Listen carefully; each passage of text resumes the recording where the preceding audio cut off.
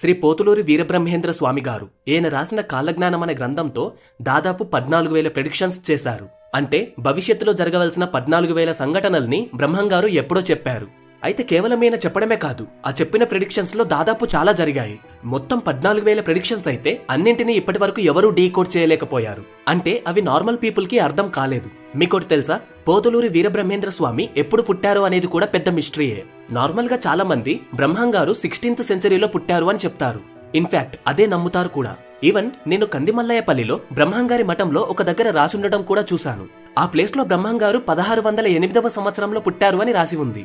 అయితే ఇక్కడ అసలైన మిస్టరీ ఏంటి అంటే, బ్రహ్మంగారు ఆయన రాసిన కాలజ్ఞానంలో ఇలా రాశారు: రాను రాను చోళుల రాజ్యం నశించిపోతుంది, చోళులందరూ అంతరించిపోతారు అని రాశారు. అయితే మన చరిత్ర ప్రకారం చూసుకుంటే చోళ రాజ్యంలో చివరి రాజు పేరు రాజేంద్ర చోళ. అయితే ఈ చోళ రాజ్యం 1279 ఏడీలోనే అంతరించిపోయింది. అంటే 12 నుండి 13వ శతాబ్దం మధ్యలోనే వాళ్ళు అంతరించిపోయారు. మరి బ్రహ్మంగారు 1608లో పుట్టి ఉంటే ఆయన 13వ శతాబ్దం గురించి ఎలా రాస్తారు?